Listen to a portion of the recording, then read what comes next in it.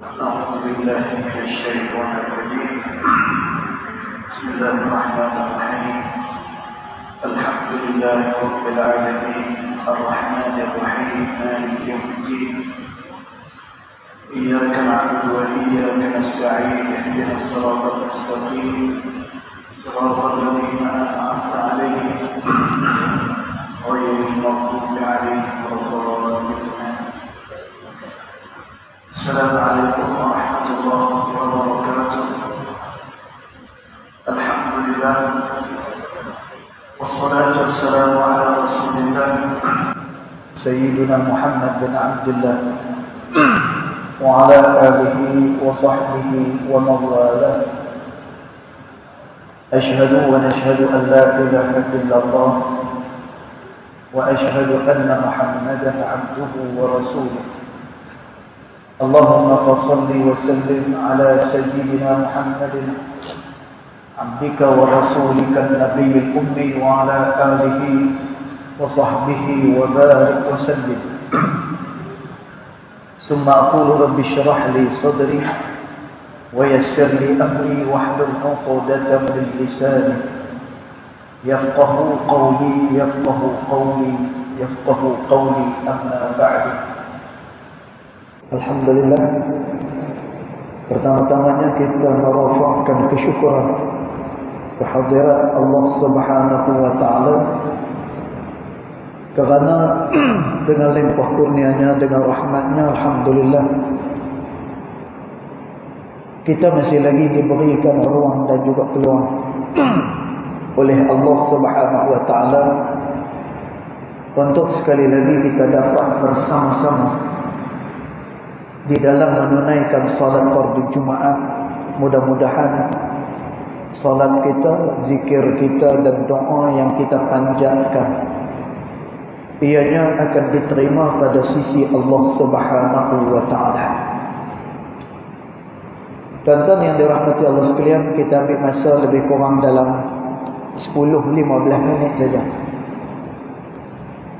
Sebab saya punya suara saya dah over sangat. Over sangat. Mula daripada program malam tadi, daripada maghrib sampailah Aisyah, kita yang mengetuai program.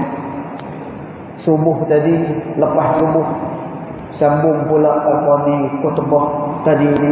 Jadi kita pendek je lah. Jadi kalau saya pendekkan saya punya tazkirah saya sekali lagi, tuan-tuan jangan pelik. Kan biasanya kita setengah jam paling kurang pun. Tapi kali ini saya minta excuse lebih kurang dalam 10-15 minit saja insya-Allah. Tuan-tuan yang dirahmati Allah sekalian, ulama menyebut sembahyang akan dibalas oleh Allah Subhanahu wa taala bi qadril khusyu', iaitulah mengikut qadar seberapa banyak yang dia khusyuk di dalam sembahyang dia. Dan sembahyang yang khusyuk ni perlu, kerana sembahyang yang khusyuk sahajalah sembahyang yang akan mendatangkan hasil daripada sembahyang yang kita dirikan. Kemudian dengan sembahyang yang khusyuk sahajalah dia akan menjadikan sembahyang itu akan diterima pada sisi Allah Subhanahu wa taala.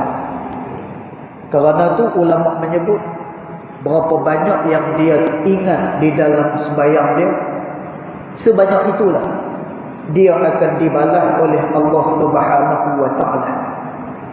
Dan perkara sembahyang ni dia merupakan perkara yang sangat-sangat besar. Kita sebut dia perkara yang sangat besar, kita tengok bagaimana mula-mula sembahyang diberikan oleh Allah Subhanahu wa taala kepada Nabi kita Muhammad sallallahu alaihi wasallam, iaitulah pada malam Isra dan juga Mi'raj. Dan pada malam itu diberikan kepada Nabi sallallahu alaihi wasallam sembahyang. Dan juga perintah sembahyang itu diberikan kepada Nabi SAW tanpa ada mana-mana perantara. Dia tidak sama sebagaimana wahyu-wahyu yang lain. Dan tuan, kalau wahyu-wahyu yang lain adalah biwasitati Jibril, ianya melalui perantaraan Sayyiduna Jibril alaihi salam. Tapi sembahyang tidak.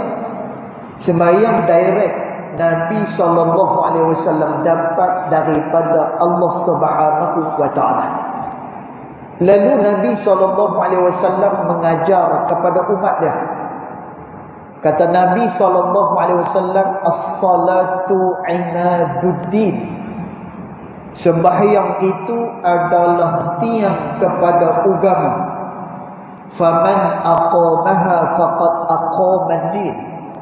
Siapa yang telah mendirikan sembahyang, maka sungguh dia telah mendirikan agama. Wa man tarakaha, dan siapa-siapa yang meninggalkan sembahyang, faqad hadamad-din, maka dia telah pun merobohkan agama Allah. Lalu Nabi SAW sebut lagi. Kata Nabi SAW, "Allimu awladakum bis-salah wa hum sab'ah," atau kama qala Rasulullah. Kata Nabi SAW, ajarkanlah anak kamu sembahyang, kata Nabi, ketika mana mereka berumur 7 tahun, kata Nabi. Dan nak tunjuk kata betapa besar dan betapa pentingnya sembahyang yang kita dirikan.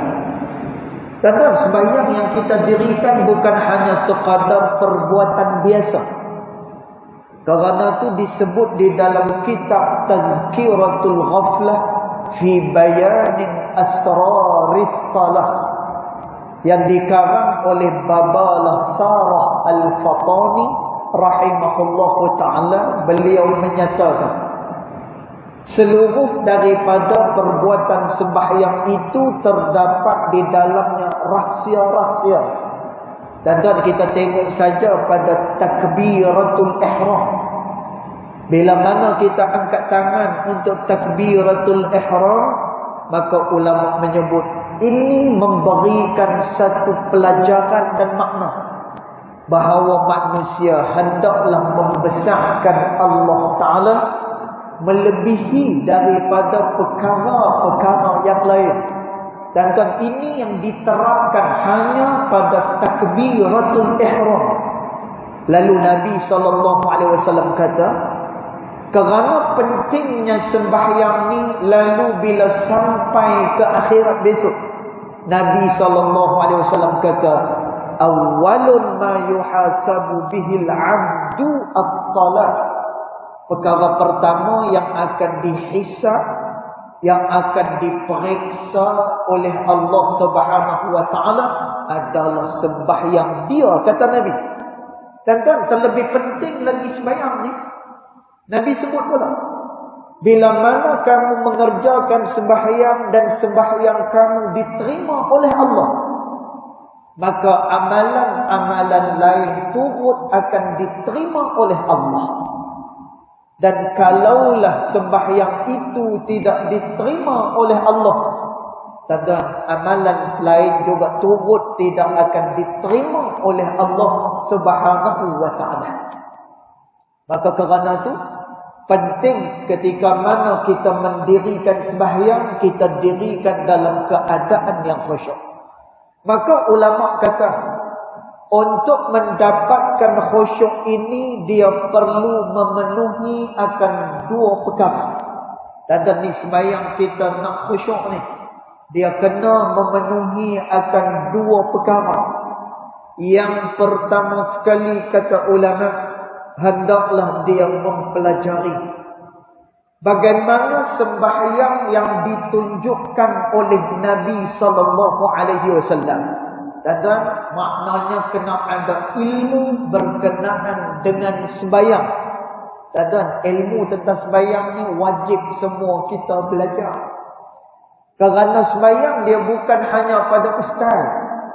Sembahyang bukan hanya pada guru-guru agama, bukan. Sembahyang adalah untuk semua sekali.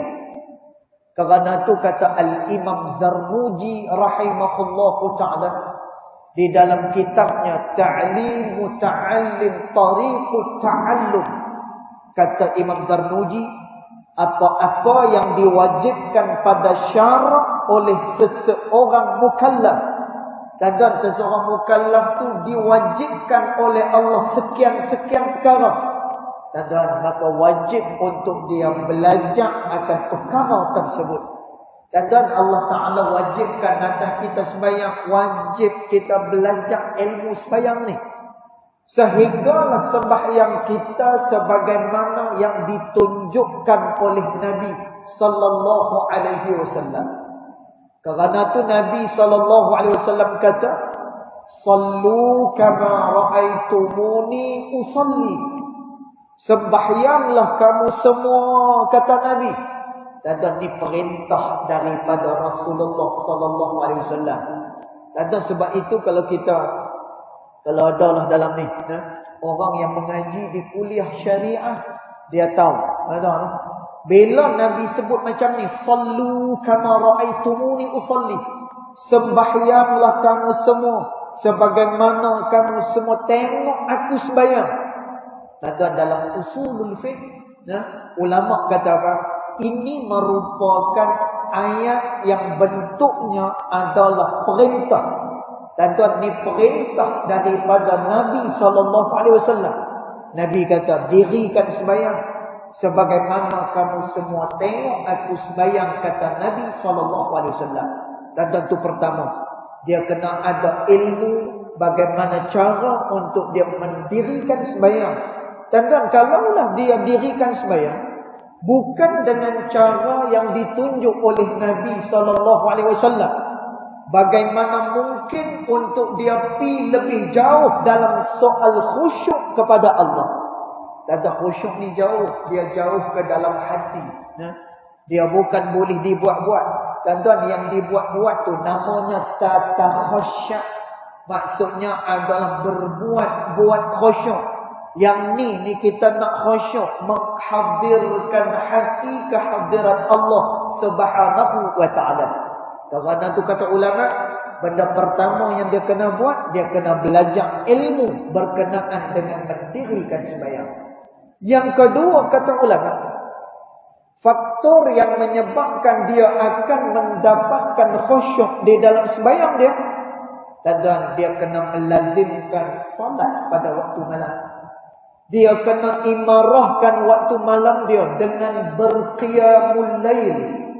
Dia kena bertahajud pada waktu malam. Dan bila dia bangun tengah malam ni, dia melatih hati dia untuk dia lebih fokus kepada amalan yang dia lakukan pada Allah. Dan sebab itu disebut dalam kitab At-Tibyan fi adab hamalatil Quran.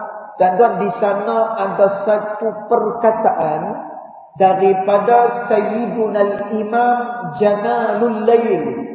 Dan pasal apa dia dinamakan sebagai Jamalul Lail, keindahan malam.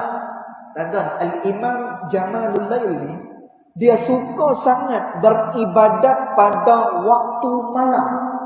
Kenapa?